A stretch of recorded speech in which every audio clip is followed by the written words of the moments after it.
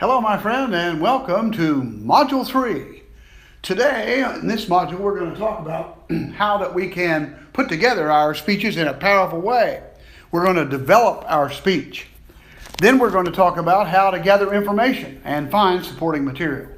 So let's delve right into Module 3. Remember that we're using the Concise Public Speaking Handbook by BB and BB. I hope you've got a copy of that. If not, you can find a lot of it online, but it's important for you to look at. In Chapter 8, we're going to talk about some objectives here that I think are important. How to select and narrow your topic to develop this speech. How to write an audience-centered outline and speech. And state a central idea for speech. And applying 3 ways to generate main ideas from a central idea. Number 1, like we talked about in the previous module, you have to consider the audience. Consider the occasion and consider yourself. What you're capable of doing, what does the occasion call for, and how are you going to talk to that audience? There are some strategies you can use to bring about a topic. Your first speech, of course, can be about yourself. Then you can have an informative speech, and then a persuasive speech, and a speech to demonstrate. All of these speeches begin with you generating ideas, brainstorming, getting together with others or just yourself and writing down a lot of ideas and then culling out the ones, I can't do that. Get final 3 and then pick the final 3.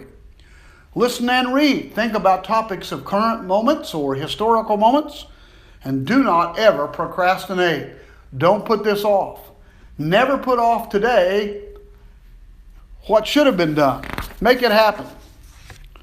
Narrow your topic down by thinking about how you can focus on something specific and then determine your general purpose. Now, in a public speaking course like this, I always give you the purpose. First, you're going to talk about yourself, general introduction of yourself. Second, then you're going to talk about something and inform us. Third, you're going to persuade us. But those topics are not necessarily assigned by me. They are provided by you to fit the occasion and the information and the assignment. Informative, persuasive, or entertain. That's basically the 3 kinds they've got. Formulate the specific purpose. By the end of this speech, you will know me. By the end of this speech, I will have talked to you about the craters on the moon.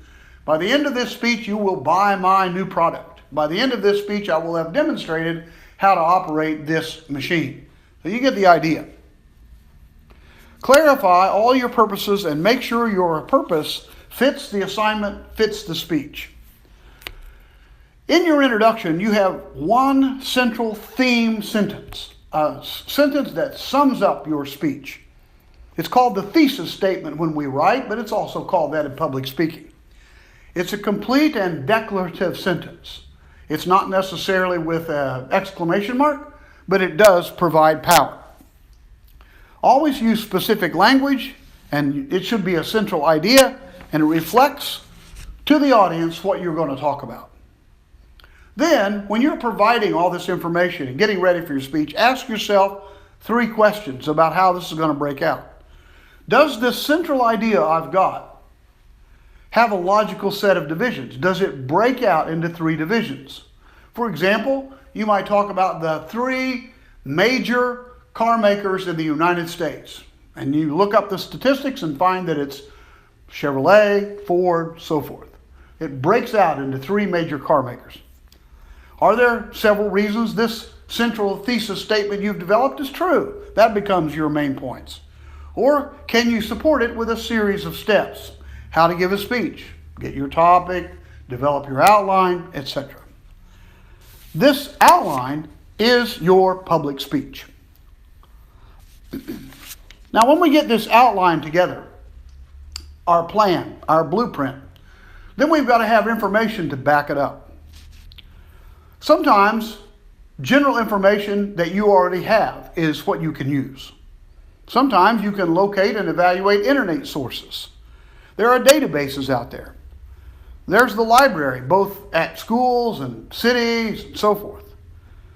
You can do an interview. If you were going to talk about the history of coal mining in West Virginia, you could go interview 3 or 4 people and it would be very powerful. And then I'm going to talk to you for a moment about 5 methodical research processes.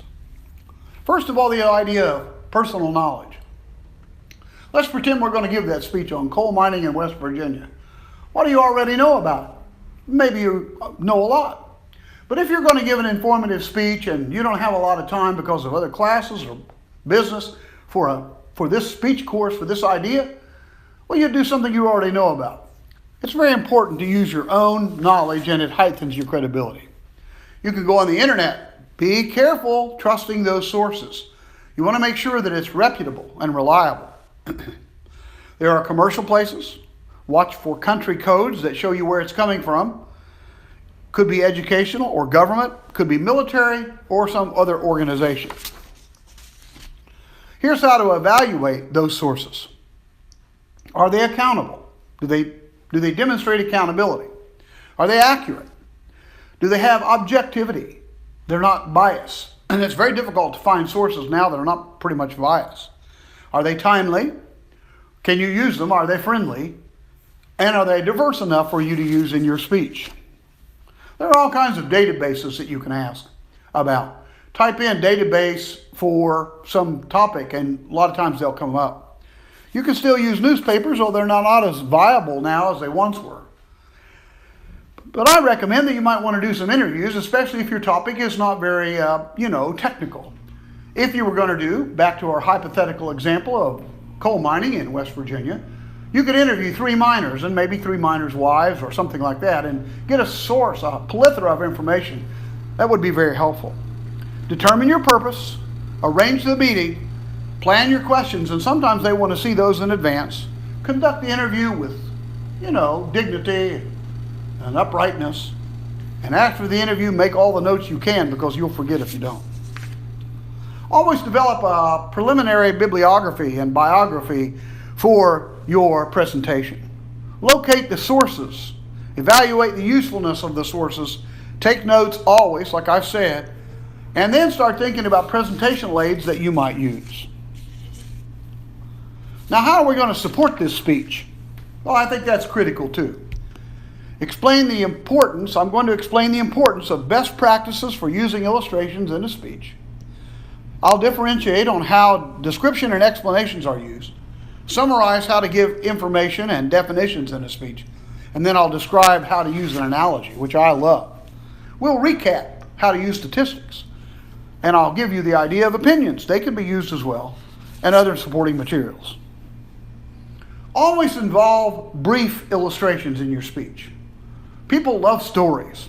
They don't have to be much longer than 2 or 3 sentences if you don't want. But good illustrative ideas really flower up a speech and make it powerful. Sometimes you can use extended illustrations that are a little longer that drive home a point. You can use personal illustrations as long as they're true and as long as they fit the topic. And you can use hypothetical illustrations if you make sure you tell the audience that it's hypothetical, like our speech on coal mining. That's hypothetical, just an example. Provide good description. Learn to speak in descriptive terms. Storytelling. Provide detail, but enough that they can evaluate the story in their mind and it keeps their mind moving. Be accurate, vivid, and specific.